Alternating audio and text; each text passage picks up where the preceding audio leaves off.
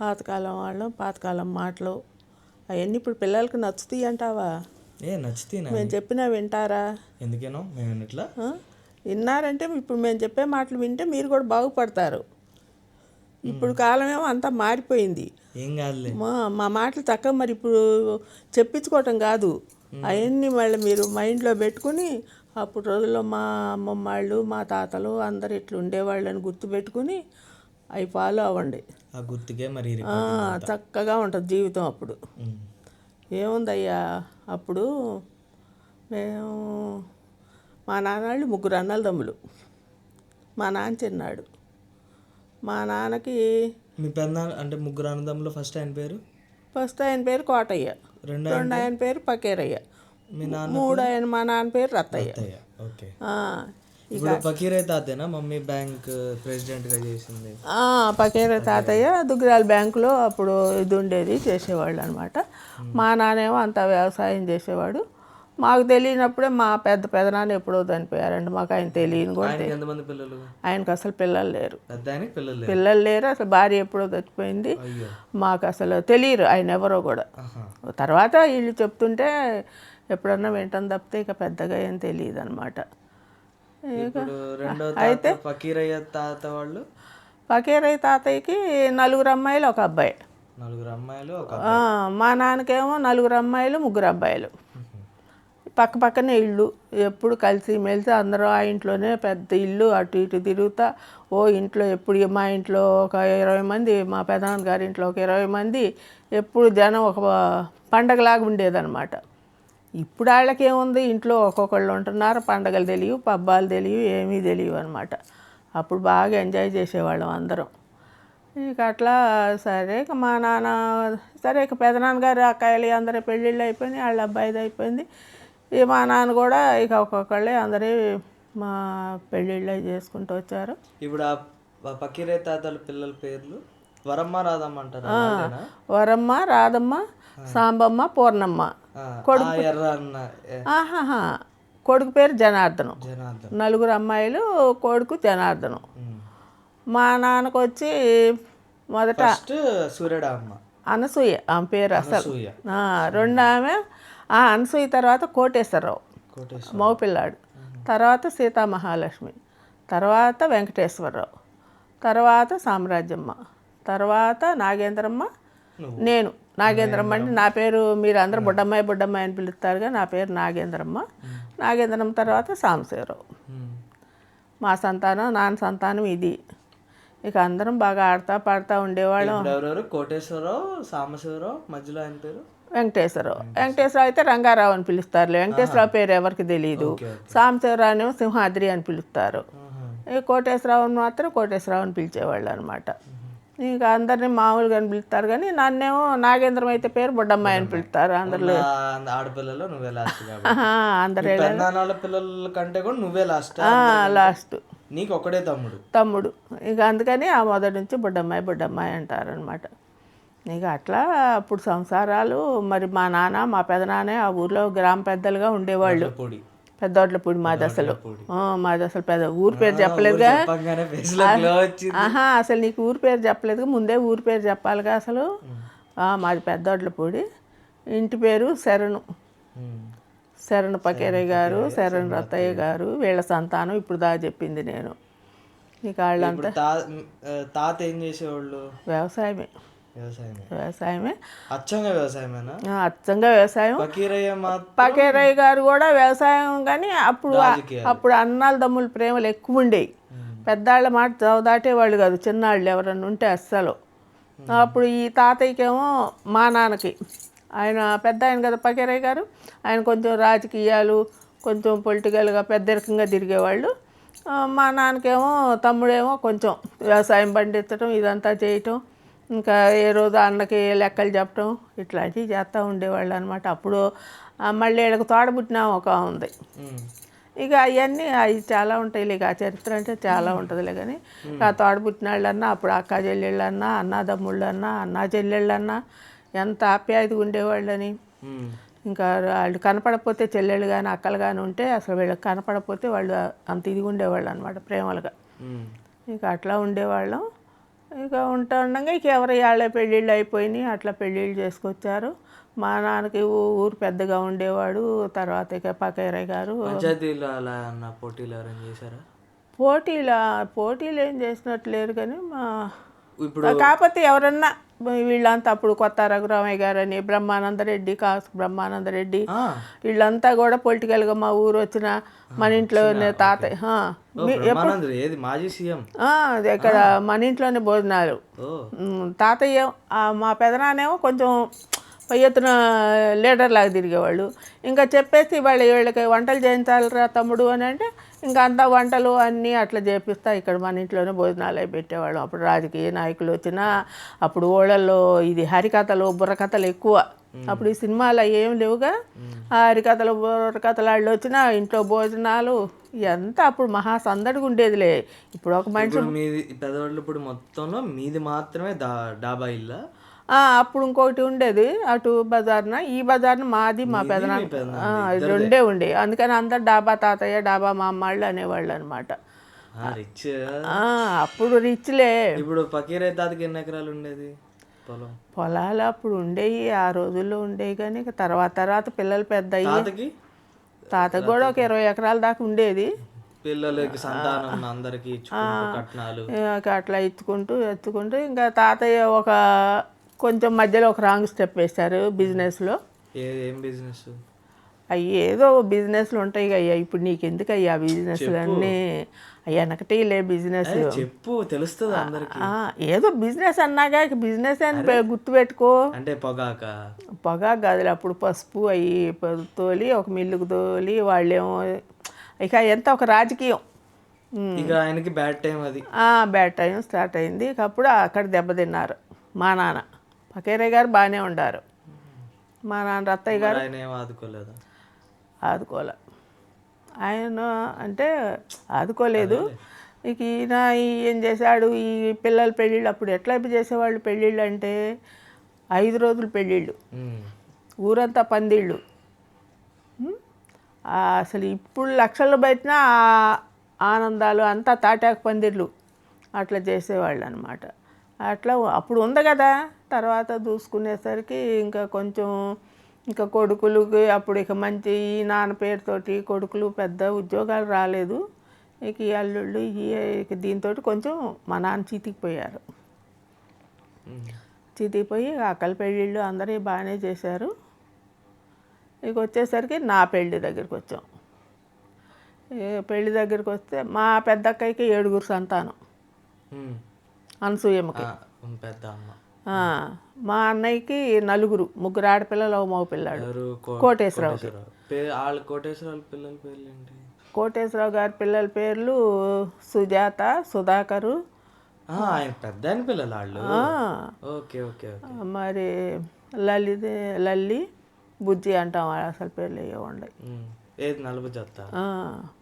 వాళ్ళు 3 ఆడపిల్లలు, ఒక మగ పిల్లాడు. ఇక తర్వాత ఈ సీతా మహాలక్ష్మి 2 ఆమెకు ఒకతే కూతురు, ఇక రమా పెద్దమ్మ. మళ్ళీ వచ్చేసరికి ఇంకా 3 ఆమెకి ఒక కొడుకు కూతురు. ఇంకా అట్లా ఇక మళ్ళీ 3వ అబ్బాయికి 2 కూతుళ్ళు, మంజును ఆశ. 2వ అన్నయ్యకేమో మమ్మీ పెళ్ళిలో ఉంటారు. 2వ అన్నయ్యకి రంగారావు అన్నయ్యకి అదే వెంకటేశ్వరరావు కదా. ఆ అబ్బాయికి ఏమో పాపం ఒక అమ్మాయి అబ్బాయి పుట్టారు. ఇద్దరు ఇంటర్ అప్పుడు 10th అయిపోయి పాలిటెక్నిక్ వెళ్ళారు.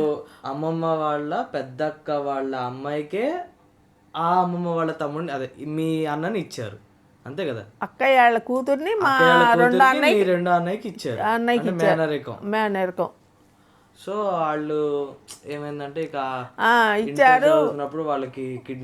వాళ్ళకి ఒక అమ్మాయి అబ్బాయి పుట్టారు. ఇద్దరు చక్కగా పాలిటెక్నిక్ చదివినాక సడన్గా కిడ్నీ ప్రాబ్లం వచ్చి ఇద్దరికి కిడ్నీ ప్రాబ్లమ్స్ వచ్చినాయి. ఇద్దరు చనిపోయారు, మళ్ళీ ఆయన కూడా చనిపోయారు. చనిపోయారు. అది ఒక పెద్ద సాడ్ అనమాట. ఇక అంత పెద్ద కుటుంబంలో ఆమె పెద్ద ఇంటికి మనవరాలు, ఇంటికి పెద్ద మనవరాలు. గారాభంగా పెంచారు ఆ మనవరాలని. మాకంటే కూతుళ్ళ కంటే కూడా ఆమె చాలా గారాభం చేసి పెంచారు. ఇంటికి పెద్ద డాక్టర్ చదివింది. డాక్టర్ చదవలేదు, ఇంటర్ చదివింది, బాగా ఎక్కువ చదివేసి డాక్టర్ చదవాలి, ఫ్యామిలీని ఇంకా పైకి తీసుకురావాలని ఇంటర్కి అదే దీక్షతో చదివేసరికి తనకి మెంటల్గా షాక్ వచ్చింది. ఒక 40 రోజులు కోమాలో ఉంది పాప. ఈ తర్వాత మళ్ళీ అన్నీ చిన్నపిల్లల్లాగా నేర్పించి అవి చేసి ఇవి చేసిన తర్వాత అంటే ఆ అమ్మాయిని మా అన్నయ్యకి చేసుకోవాలనుకోలేదు. చేసుకోకుండా అమ్మాయికి చదువు చెప్పించి డాక్టర్ చదువుకుంటుంది, ఈ అబ్బాయి తక్కువ చదువు కదా అని జాయిన్ చేశారు. జాయిన్ చేసిన తర్వాత ఆ అమ్మాయికి ఈ షాక్ వచ్చేసరికి ఇంకా మా అక్కయ్య ఇప్పుడు పిల్లకి ఇట్లా బాగాలేనప్పుడు బయట వాళ్ళు ఎవరు చేసుకుంటారు, మా తమ్ముడికి ఇచ్చి చెయ్యాలని నాన్నళ్ళని పట్టుబడితే ఇక అప్పుడు తాతయ్య వాళ్ళు వీళ్ళకి తాతయ్య అంటే మా నాన్నళ్ళు ఇక రంగారావుని అతను అది వెంకటేశ్వరరావుకి ఇచ్చి పెళ్లి చేశారు. ఇక వాళ్ళకేమో ఈ అమ్మాయి అబ్బాయి పుట్టారు. పుట్టిన తర్వాత వాళ్ళకేమో ఇట్లా ఇంటర్ చదివేటప్పుడు జబ్బు చేసి ఇద్దరు అకస్మాత్తుగా 1 సంవత్సరంలోనే ఇది అయిపోయారు. అప్పుడు అందరికీ చాలా బాధ అనిపించింది. కాకపోతే ఇక జీవితం మరి చెప్పలేం కదా. ఇక అట్లా ఆయన కొన్నాళ్ళు 1 సంవత్సరం ఉండాక ఆయన చనిపోయారు. ఇక ఇప్పుడు ఆమెకి ఆధారం కూడా ఏమి లేకుండా అయింది. అటు పిల్లలు పోయి భర్త పోయి ఆర్థికంగా దెబ్బతిని ఇక అంత గారాభంగా పెరిగిన ఆమెకి కొంచెం ఆమెను చూస్తే ఇది అనిపిస్తుంది అనమాట. ఇప్పుడు ఇక అట్లా ఇక అంటే అసలు ఇక ఆ తర్వాత వీళ్ళు అయినాక నా పెళ్లి చేశారు. నా పెళ్లి టైం వచ్చేసరికి కూడా తాతయ్య బాగా చితికిపోయారు.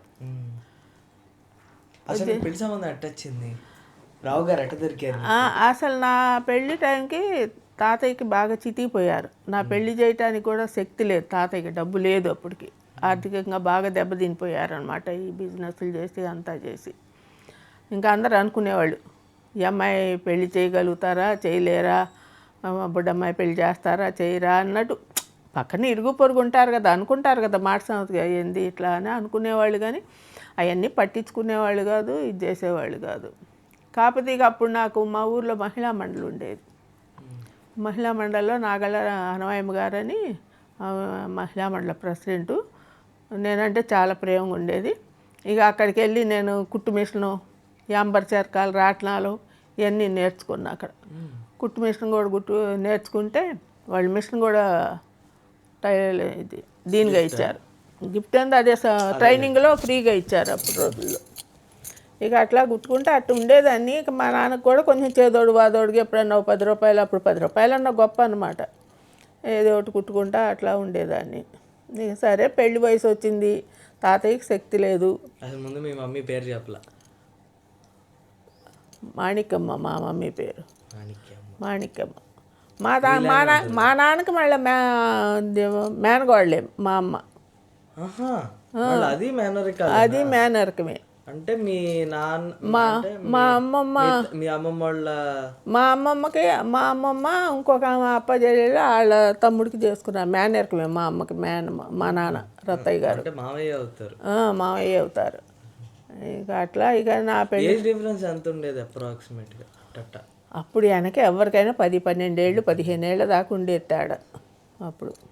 కానీ నీకు తాతకి 1 ఇయరేగా? నాకు తాతకు 1 ఇయర్ కూడా లేదనే అనుకోవచ్చు. 1 ఇయర్ లోపు వాళ్ళమే అయ్యి ఉంటుంది ఇద్దరం కూడా.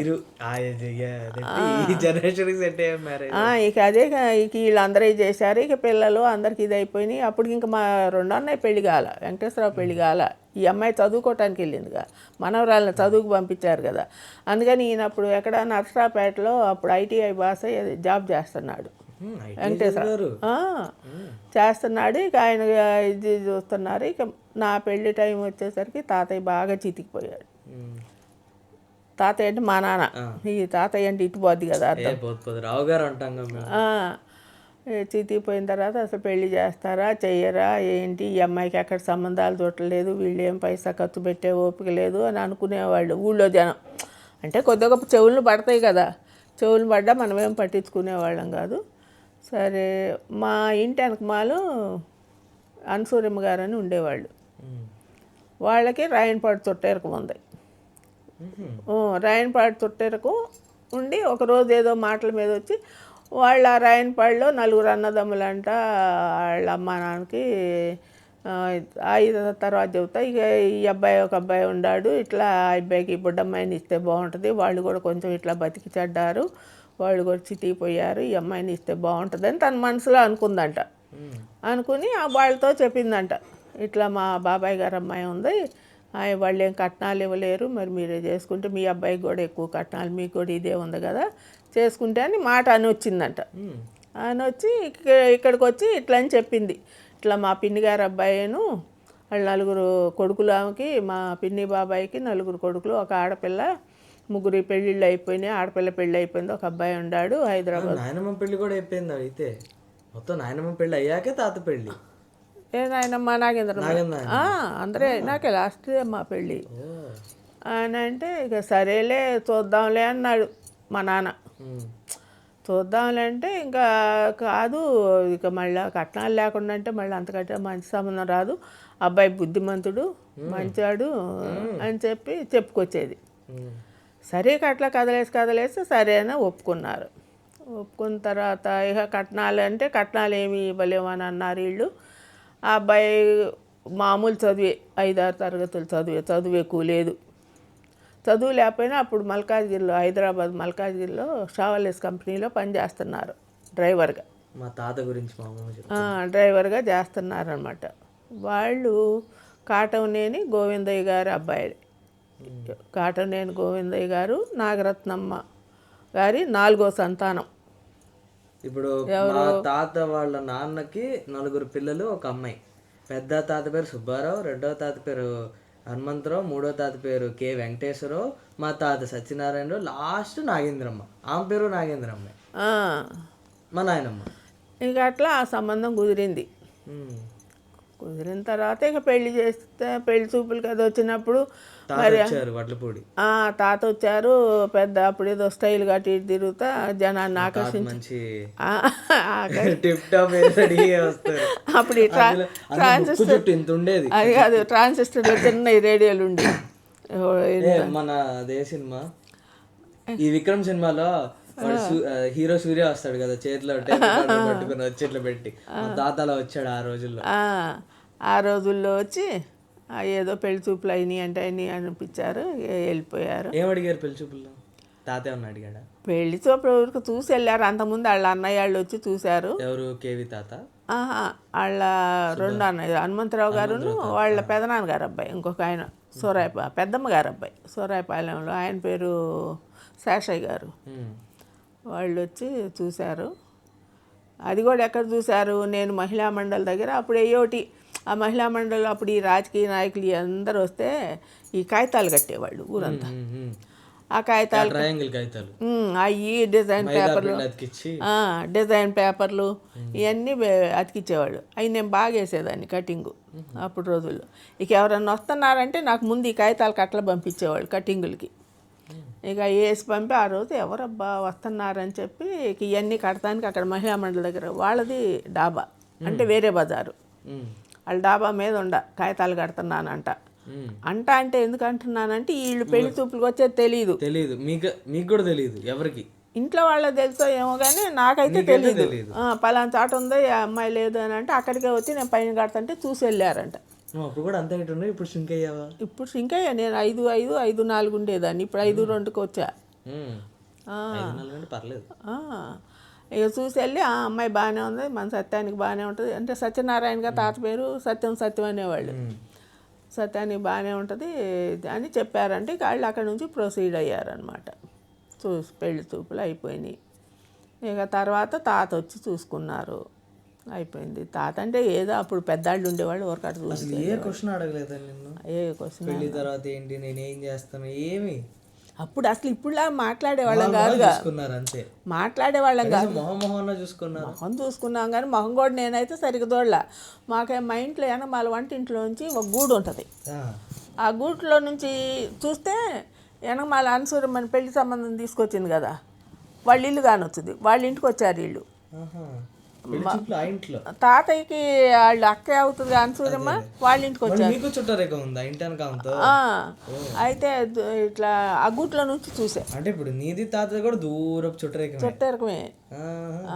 అయితే ఆ గూట్లో నుంచి చూసాను నేను వెళ్ళి. అప్పుడు ఇది పట్టుకుని తిరుగుతూ ఉండారు అనమాట. మమ్మీ ఎంత గ్రేట్ అంటే 8 పొయ్యిలు 9 పొయ్యిల 9 పొయ్యిలు ఆరకుండా వెలిగేవంట రోజు. అంటే 24 hours మా ఇంట్లో అట్లా వెలిగాయి. అంటే అట్లా జనం ఎప్పుడు ఉండే